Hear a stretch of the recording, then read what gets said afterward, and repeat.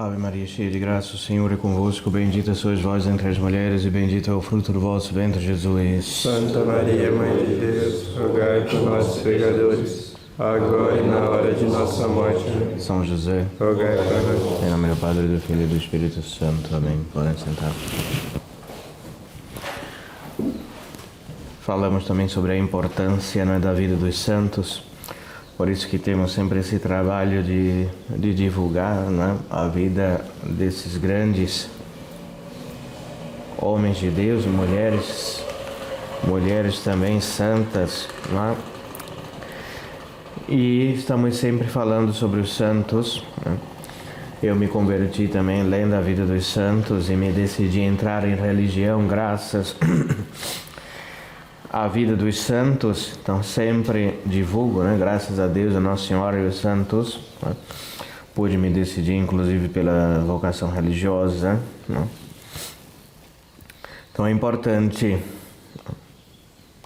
tratar desses assuntos, né? Vida de piedade, de oração, de silêncio, recolhimento, tudo isso tiveram os santos, e nós também devemos, né, procurar essa vida escondida em Deus.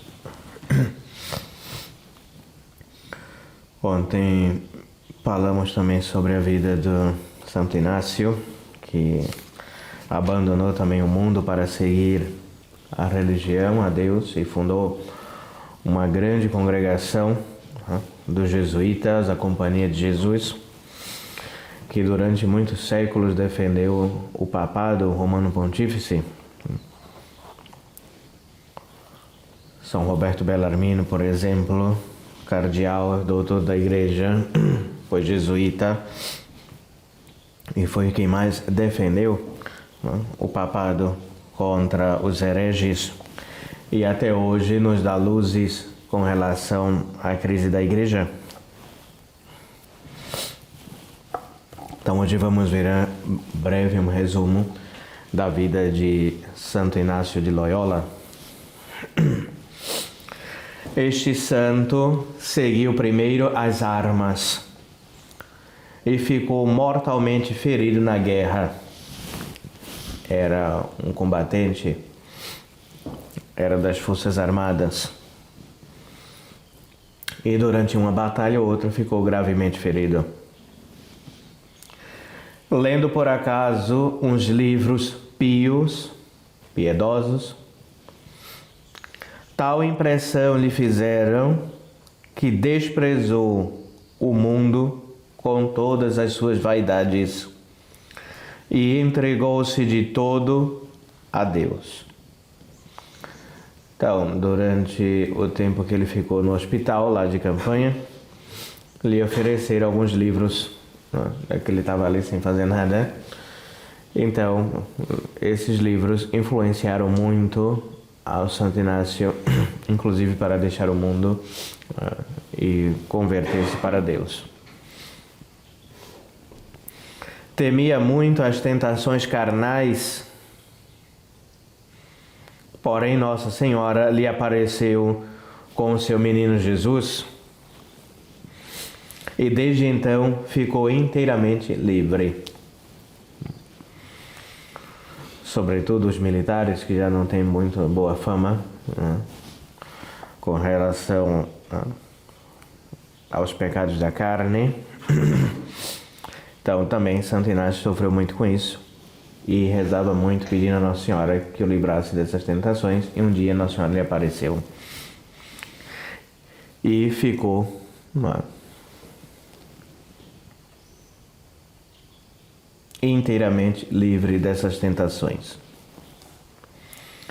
Fez a sua confissão geral, deu os seus ricos vestidos a um pobre e vestiu-se de uma túnica áspera de burel, e também despediu os seus criados. Foi se meter em uma cova, onde viveu por espaço quase de 1 ano, jejuando ali todos os dias a pão e água. Vivia numa gruta, numa caverna. Passou 1 ano em pão e água. jejuando ali todos os dias a pão e água, menos os domingos. 3 vezes se disciplinava no dia com umas cadeias de ferro e com tanto rigor que toda a cova se via salpicada de sangue. Andava cercado de cilícios e esse pouco tempo que dormia era sobre pedras agudas. Passava muitas noites em oração sem dormir. Primeiro foi tratado por louco e doido. Porém, depois já era venerado por santo, sem se poder defender do povo. Então, as pessoas viam aquele eremita e ficavam assustadas, né? Com o modo que vivia de austeríssimas penitências, né? E mortificações. Aparentemente as pessoas diziam, esse daí enlouqueceu, veio da guerra, ficou maluco, né? E depois as pessoas o tiveram por grande santo. Sendo um exemplar de penitência, saiu da sua gruta para salvar almas, pregando a todos que frequentassem os sacramentos. Vimos que sem os sacramentos é impossível manter o nosso propósito firme de não mais pecar. Pedia esmolas de porta em porta e depois ia reparti-las aos pobres no hospital. A maior tentação que teve foi de escrúpulos, porque lhe lembravam os seus pecados e temia a sua condenação. E por esta causa rasgava as suas costas com açoites de disciplinas, fazia-se em lágrimas e resolveu-se a não comer nem beber sem primeiro alcançar a paz interior. Então fazia muitas penitências para reparar a vida passada e fazia grandes jejuns para procurar alcançar essa paz interior, a paz na consciência, ou seja, viver livres de pecados graves. E assim esteve 7 dias inteiros sem comer, nem deixar as penitências costumadas. E mais tempo estaria se o confessor o não proibisse, né? Porque senão ele ia morrer, não?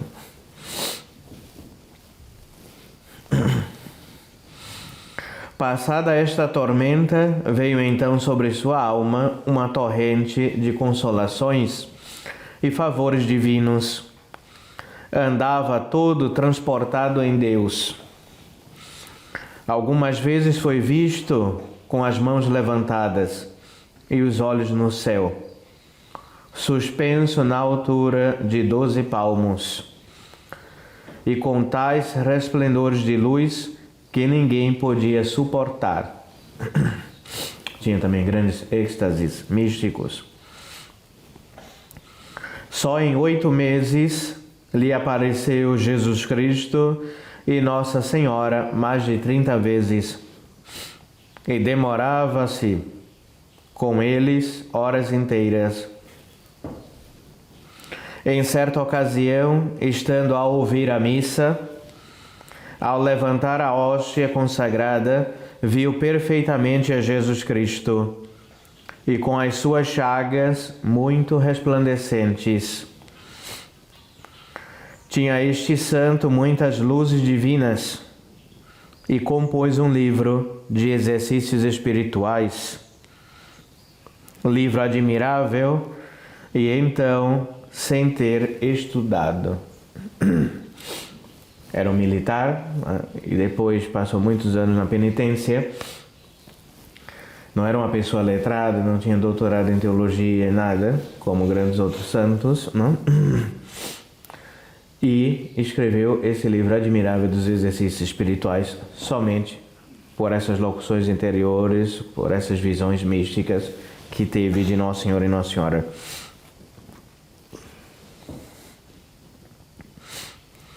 Consta, por tradição, que estes exercícios lhe foram ditados por Nossa Senhora. Dizem os padres da mesma companhia. Um dia se lhe abriram as portas do céu e foi lá arrebatado em espírito, onde foram tão grandes as revelações que caiu por terra, privado inteiramente dos sentidos e sem a cor do rosto, por ficar espantado e admirado do que lá viu. Assim esteve por espaço de 4 dias, sem dar sinal algum de vida. Até já estavam para o enterrar. Contam que também Santa Teresa d'Ávila passou por esse processo de quase morta. E Santo Inácio também, depois de ter tido essa revelação, essa graça de ter antevisto um pouco do céu. Ficou como se tivesse morto. Depois foi visitar Jerusalém, fazendo a sua jornada, não só em figura de penitente, mas também de homem sem juízo. A cabeça descoberta, os cabelos compridos e descompostos, os pés descalços. Nesta jornada sofreu grandes fomes e graves incômodos, até chegou a cair no caminho, por via da fome e da fraqueza. Porém Jesus Cristo lhe apareceu e, levantando-o, lhe deu novas forças. Depois de tudo isto, dedicou-se ao estudo, para ser mais útil às almas. Tendo já de idade 33 anos, sem nunca deixar as suas costumadas orações e penitências. Concluídos os seus estudos, entregou-se então de todo a converter as almas para Deus com palavra e exemplo. Fazia um fruto extraordinário, tendo sempre muitas contradições e perseguições.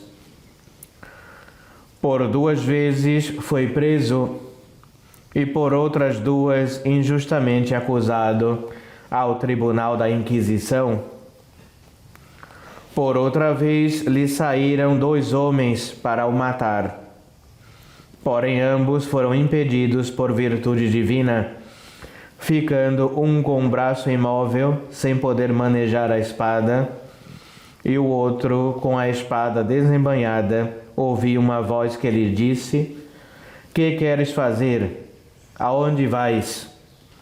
Ambos se converteram e de joelhos pediram perdão ao santo. Foi o fundador dos jesuítas, ordem que deu muitos santos à Santa Igreja. Finalmente, depois de convertido, viveu 35 anos em suma pobreza, rigorosas penitências, peregrinações, cárceres, calúnias, perseguições e trabalhos. O que tudo sofreu por Jesus Cristo, com sumo gosto, espantosa constância e grande alegria.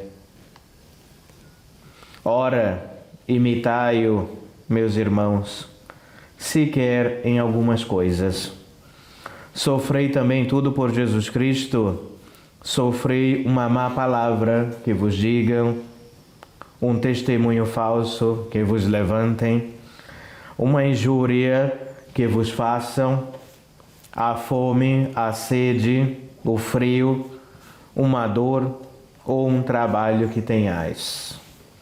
Sofrei tudo isto e outras coisas mais por Jesus Cristo, e com suma paz e grande alegria procurarei sempre o desprezo e abatimento. Encaminhai para o céu as almas que puderdes, Finalmente, fazei por imitar este e outros santos, que é caminho seguro para o céu. Ave Maria Puríssima. Em nome do Padre, do Filho e do Espírito Santo. Amém.